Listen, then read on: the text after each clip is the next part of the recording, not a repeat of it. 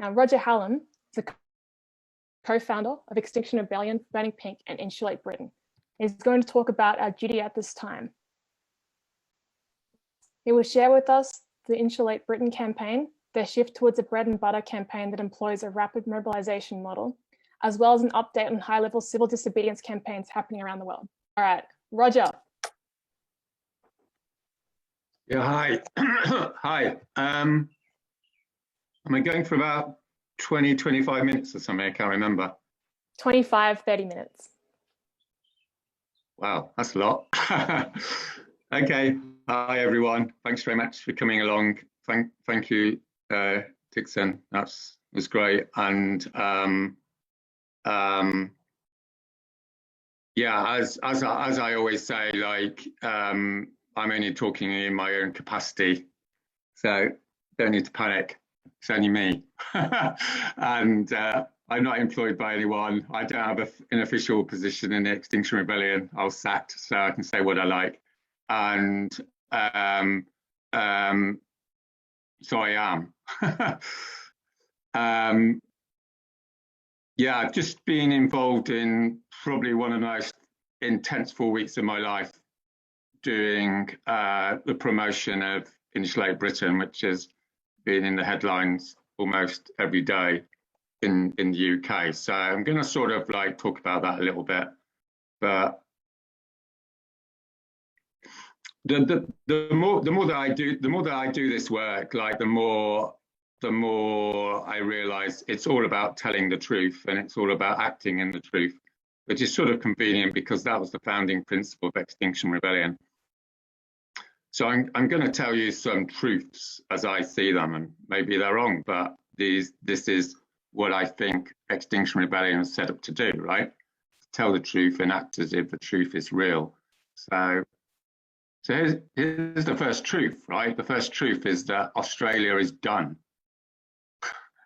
Australia's done. It's already too late. I mean, when I started coming to Zoom calls with Australian activists, probably about a year and a half ago, you know, I always get struck by this. People don't actually talk about the science. So the thing that was foremost in my mind when I started those meetings was I think there was a peer-reviewed paper that said the fires in Australia, it was 2019, was that, you know, when 20% of the trees burnt down in Australia, was that right? 80% of Australians had some health effects. 1 or 2 billion animals died. That's going to be an average summer in 20 years' time in Australia. That's a peer-reviewed top science paper. In 40 years' time, that's going to be a cool summer.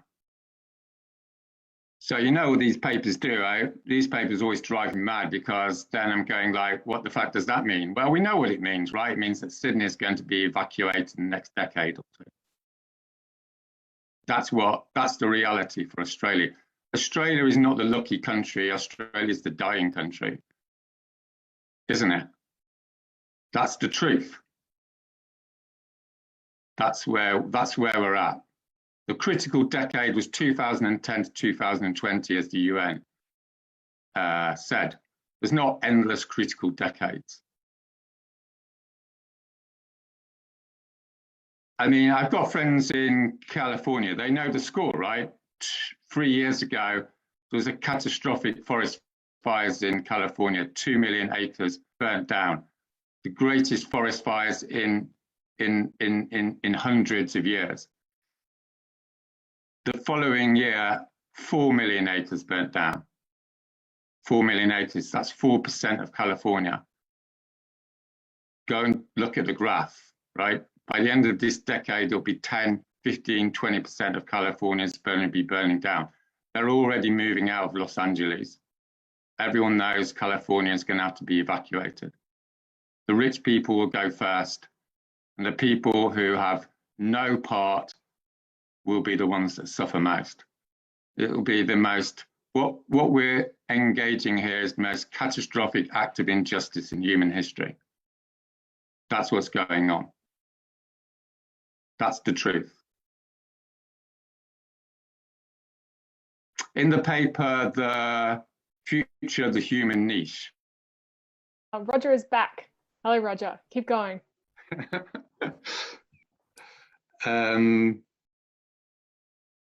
Yeah, sorry about that. I thought of being censored by British security forces or something. Anyway, I'm back. Sorry about that. Well, can I carry on, or have you moved on to other things? Oh, no, definitely. Keep going, Roger. We've turned our videos off to try and help your internet, but we are laughing at your jokes. So keep going. Yeah. Well, where was I up to? Right. So, truth number one, it's done. Australia's done. Whatever that means. Truth number two, in my humble opinion, is there's a single reason why the climate change movement has been catastrophically unsuccessful. This is the brutal truth, because it's dominated by a repressed middle-class culture. It's for 30 years, every time someone's tried to do something that's actually effective, gets stamped on. Every time over the last 30 years, someone suggested that they do something that's truthful and real, gets stamped on, right?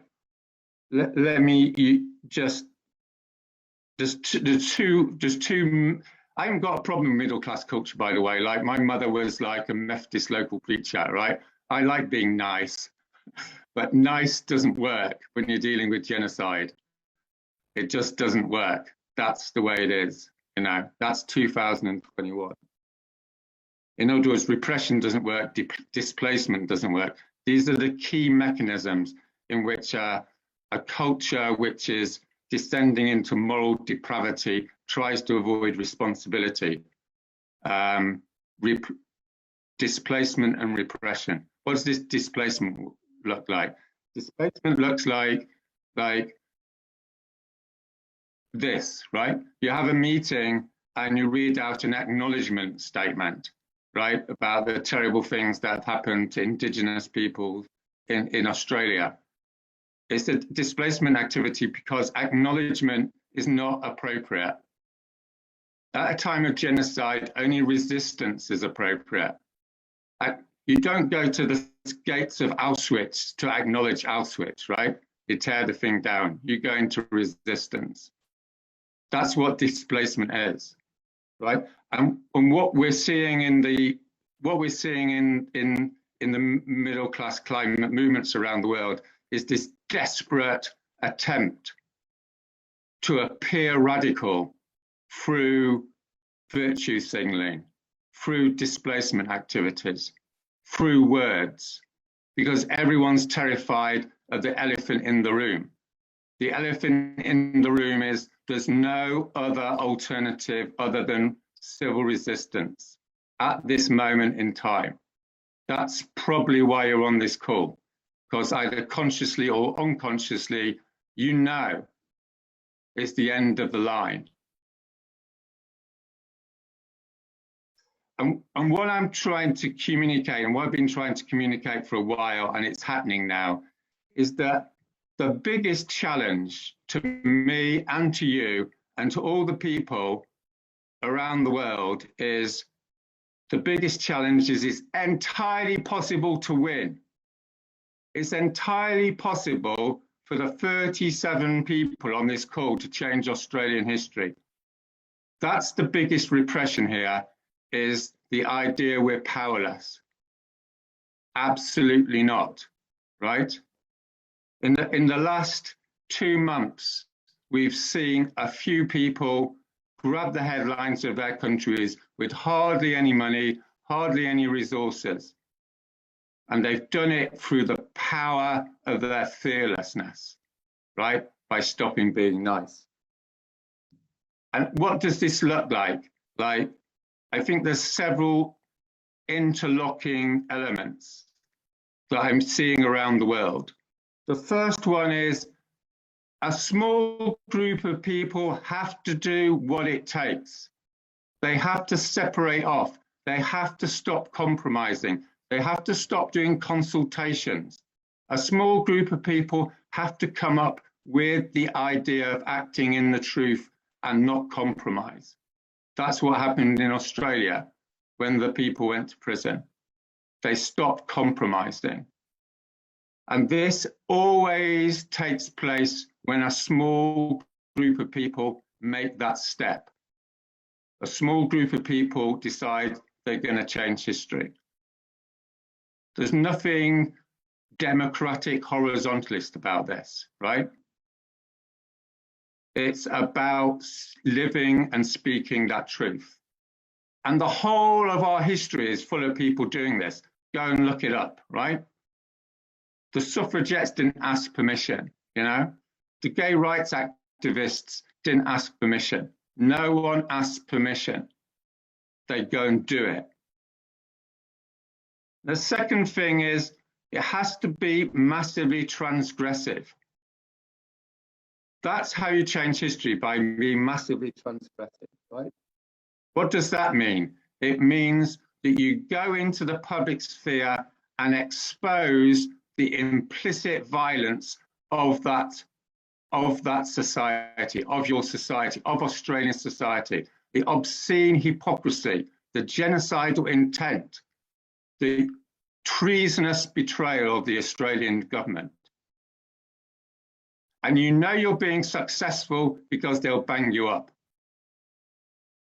Going to prison isn't a fetish, it's not an aim, it's a consequence of civil resistance. This is why Gandhi says non-violence is not for cowards, right? Gandhi's been sanitized, Martin Luther's been sanitized. Go and read the 500-page books about them, right? It was a shit show. That's what it looks like, changing society, right? Loads of things go wrong, loads of mistakes are made, loads of people get hurt. It's not pretty. It's not a middle-class ethical discussion, right? It's about getting out there into the thick of it. And it's also about what you say. It's about speaking the truth, right? And a lot of us don't speak the truth because we're worried, right? That it's not going to be helpful, as someone said to me yesterday, right?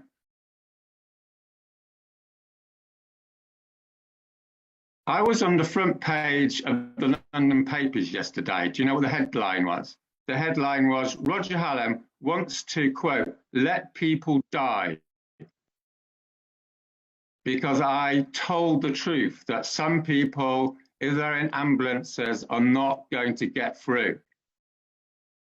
Now, the middle class response to that is, that's not helpful, Roger. That's not helping the movement, right? Go and apologize. That's the 30 years strategy of failure. The future success is to demand a right of reply and say, you are obscene hypocrites because you're letting die the people of Africa. You're letting die the young people of this country. You're engaging and standing by while the greatest Holocaust in history is being enacted right at this moment because the Johnson administration can't even insulate a few houses. What obscenity is that? And for the first time in 30 years, Insulate Britain is putting in the front pages of the headlines that we're engaged in a catastrophic act of violence against the people of the global south. Never has that been on the front page of the Metro. It was on the front page for the first time ever yesterday. This is how you change history.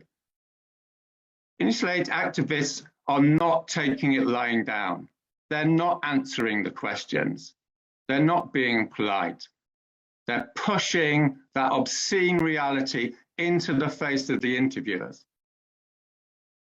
That's how we change history. That's why we're on the front pages.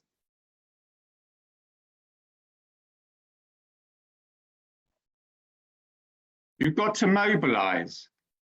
I'm out 4 nights a week, mobilising, talking to ordinary British people. If you think that is difficult, think what Martin Luther King did. He was out 5 speeches a day. If you want to change history, it's hard work, right? You have to give up your job. You have to go out every night talking to Australians, even if only 2 people turn up. That's how you recruit people. And without recruitment, you're just going to stay like a little tiny group and all the rest of it. You have to have a demand.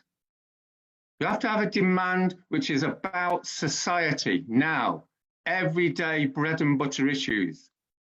You have to have that demand that says, we want to look after firefighters in Australia. We want to do something that's real, that ordinary Australians can think about, not the climate emergency. It's going to be something real. In Britain, it's insulation, right? 400,000 jobs will be created through insulating the UK. You have to have a dilemma demand that's just like ridiculously small. Think about Martin Luther King in Birmingham in 1963. The demand was to have 1 black person work in each department store. It was rubbish. Why was that? Because he wanted to win. But through that confrontation, the whole of America had a debate about the obscenity of racism. What we need in Australia is a national debate about the destruction of that country, the final genocide of the indigenous nations of Australia, the evacuation of Sydney, the absolutely obscene betrayal of the young people of Australia. In the Murdoch press, day after day, they think they're winning, they're not, right? That's how civil resistance works.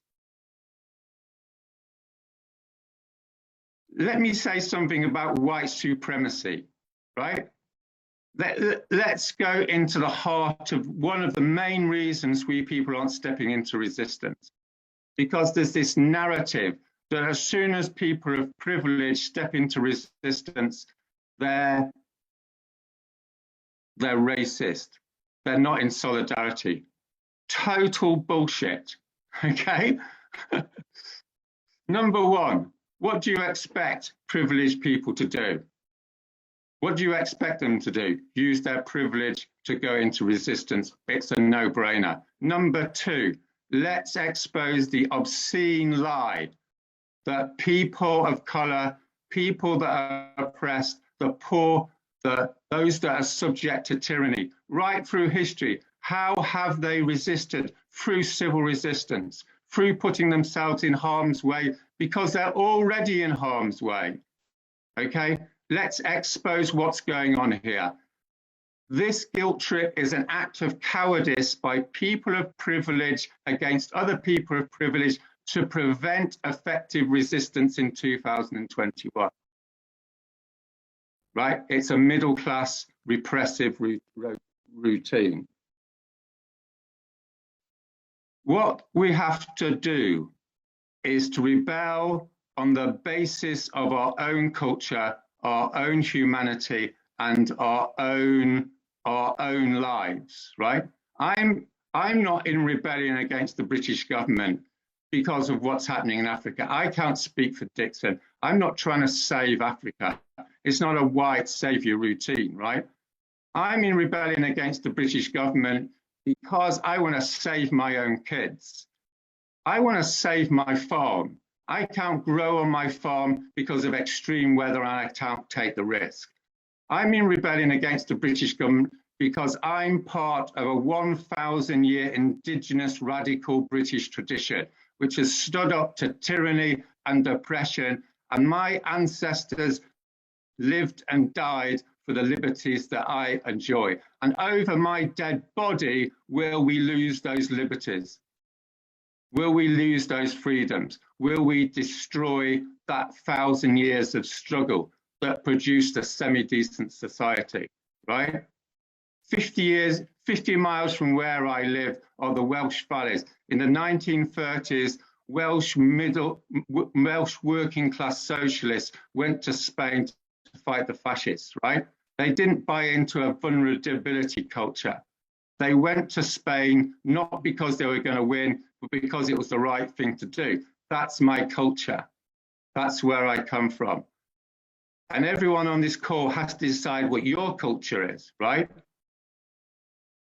What radicals were doing in Australia over the last 100 years. That's your culture. Because you have to be part of that culture, otherwise you get picked off. And like Dixon says, the number one priority is to keep pushing. You have to keep going. You have to keep pushing. And the more fearless you are, the quicker you'll win, right? That's the fundamental point. The fear has gone. When the fear has gone, you start to win. 100 people in the UK have had more national publicity than the entire Extinction Rebellion episode 4 weeks ago.